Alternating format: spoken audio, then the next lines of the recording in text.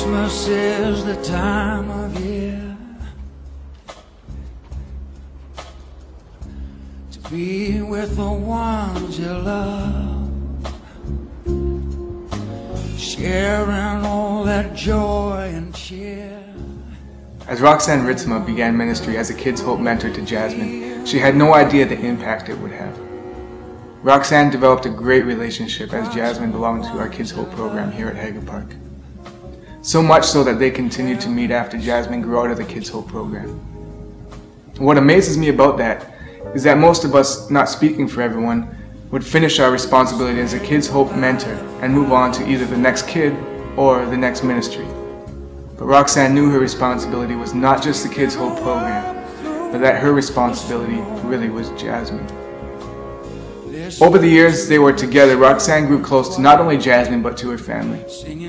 Roxanne soon found out that Jasmine's father had had an abusive relationship with his father and was desperately trying to keep sin out of his relationship with his children. You see, the way I look at sin is that it can be passed from one person to the next like an object. It can take different forms and different shapes, but it still remains sin. There is only one thing that can interrupt the chain, and that is love. It's exactly what Roxanne pursued.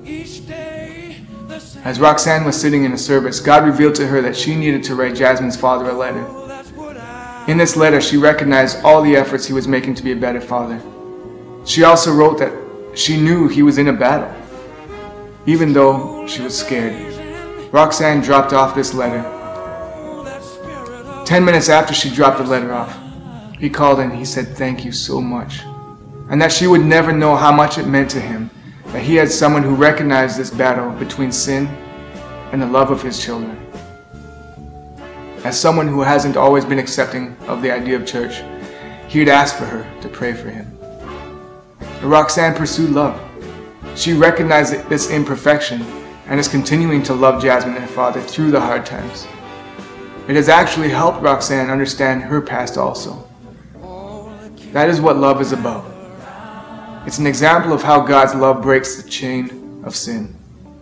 Now I ask you, where in your life can love be more abundant? Hearts are glowing, full of joy, since the kiss that